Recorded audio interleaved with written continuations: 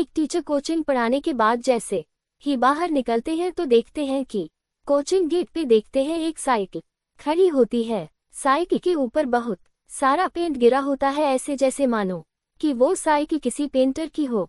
Teacher उस cycle को देख रहे होते हैं। वो सोचते हैं आखिर हमारी कोचिंग में ऐसा कौन सा बच्चा है जो ऐसी साइकिल से आता है। आजकल के जमाने में तो बच्चों को तो शर्म आती है, ऐसी साइकिल से कौन आया है। तब तक एक लड़का निकल के आता है और वो साइकिल को साफ करने लगता है। तब टीचर पूछते हैं क्या ये तुम्हारी साइकिल है? वह बोलता है हाँ सर, मेरी ही है ये साइकिल।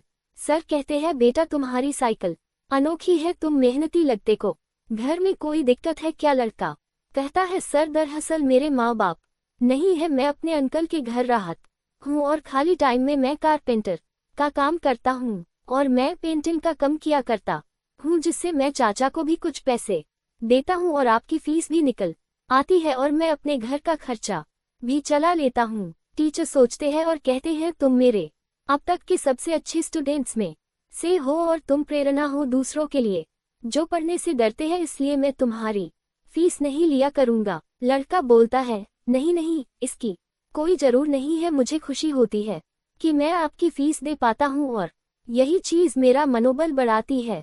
अगर आप फीस नहीं लोगे तो हो सकता है मैं काम भी न करूँ, तो फिर मेरा पढ़ने में दिलचस्प भी खत्म हो जाए। बच्चे का पढ़ाई के प्रति जज्बा देखने के बाद टीचर बच्चे से कहते हैं कि बेटा कभी खुद को अकेला महसूस मत करना, जिंदगी में कामयाब होने के लिए मैं तुम्हारी मदद करूंगा। बच्चा खूब मन लगा का पढ़ता है। टीचर उसे एक्स्ट्रा क्लास फ्री में देते थे ताकि वो उसे कामयाब इंसान बना सके।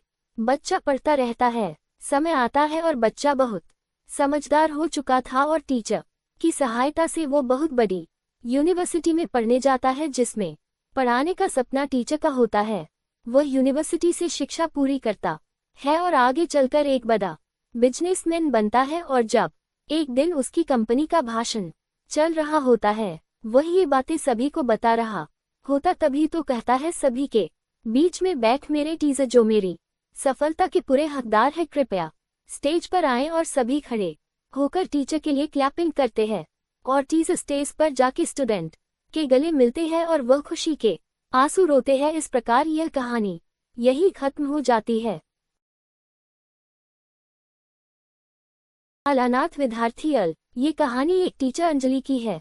वह 5वीं कक्षा के बच्चों को पढ़ाती थी। वह जब भी कक्षा में जाती थी तो कहती थी आई लव यू ऑल, लेकिन जब वह आई लव यू ऑल बोल रही होती थी तो उन्हें पता होता था कि वह झूठ बोल रही हैं, क्योंकि कक्षा में एक बच्चा था जिससे उन्हें नफरत थी, क्योंकि वह गंदे कपड़े पहनता था, उसके जूते गंदे रहते थे, शर्ट की कॉलर गंदी होती थी, उसका ध्यान कक्षा से बाहर रहता था। मैडम ने आंसू पोंछते हुए कहा बेटा तुम जिंदगी में बहुत कामयाब इंसान बनो, मेरी ईश्वर से प्रार्थना है, पर अपनी इस मून बोली माँ को कभी भूलना मत। उस दिन के बाद से राजू दूसरे स्कूल में चला गया। वह पढ़ता रहा। हर वार्षिक परीक्षा का जब रिजल्ट आता था तो एक चिट्ठी मैडम के पास आती थी, जिसमें लिखा होता था कि मैं अच्छे अंकों से पास हुआ हूँ माँ। बहुत सालों के बाद अंजलि मैडम जब रिटायर हो चुकी थी तब उनके घर पर एक शादी आमंत्रण पत्र आता है, जिस पर नाम IAS राजू श्रीवास्तव लिखा था है। वह राजू की शादी का कार्ड था। मैडम राजू की शादी में पहुंचती हैं। जब राजू उन्हें देखता है तो सब कुछ छोड़ के उनके पास जाता है और उनका हाथ पकड़कर स्टेज पे लाता है। ये देख सभी अचंभित हो जाते हैं, क्योंकि राजू दूल्हे के लिबास में था। राजू माइक लेता है और कहता है कि ये वो मेरी माँ जिनसे मैं आपको मिलवाना चाहता था। राजू सभी को अपनी कहानी बताता है और रोने लगता है। कहानी यह सब देखकर मैडम भी रोने लगती हैं। इस प्रकार यह कहानी विद्यार्थी और शिक्षक के रिश्ते के लिए अमर हो गई और शिक्षा का महत्व भी बताती है। गाइज अगर वीडियो पसंद आए तो वीडियो को लाइक और चैनल को सब्सक्राइब करें। धन्यवाद।